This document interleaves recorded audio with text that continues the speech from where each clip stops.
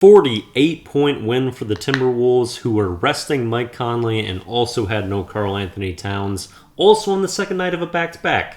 However, they were playing the Toronto Raptors, who are bad, who were also on the second night of a back-to-back, had I think 10 or 11 players out from this game, actually started a player who was his first NBA game, was signed in the morning and started in that one, had a really poor showing, Malik Williams. Hopefully things go a little bit smoother in his career. Not an easy thing to go up against Rudy Gobert for your first game, just signed on that day and then playing. Pretty crazy scenario.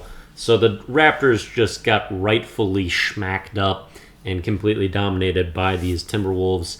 And it was just a feel-good game for us Wolves fans. We've been on the opposite side of this feeling for years, so nice to kind of have this switcheroo here.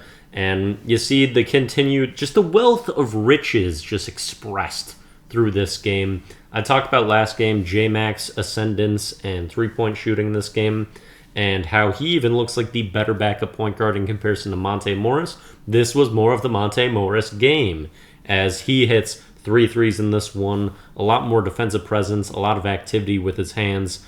And even though I kind of hope we lean more towards J-Mac, Monte does really bring some great defensive energy, effort, and I see him getting a lot of strips and blocks. Saw a nice block in this one too.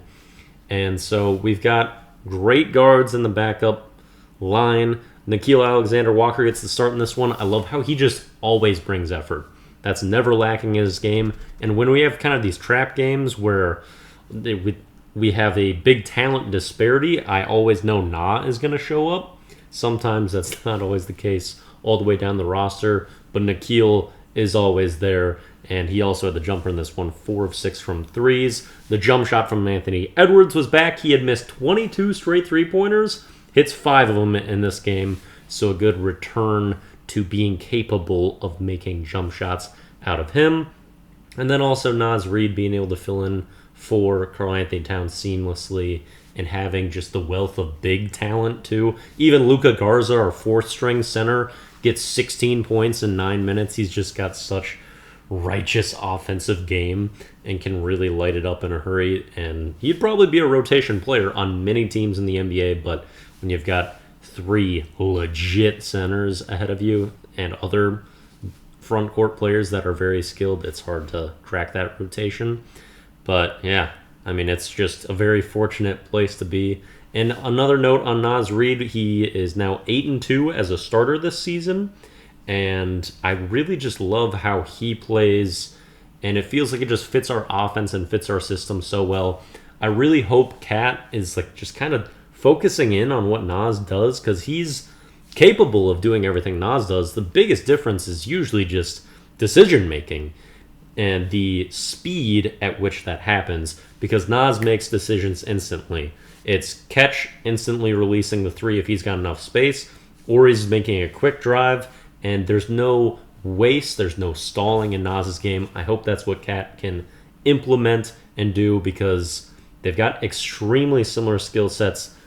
Cat is a little bit more talented, a little bit bigger, and if he can really kind of adopt that play that just opens up everything and gets everyone involved, keeps the ball moving, and doesn't stall things at all, I think it's just going to only benefit the Wolves. We've got a lot of people starting to return to form, and it's a great part of the season. Wolves move into the 1 seed tonight with an OKC loss, Denver inactive, and our win.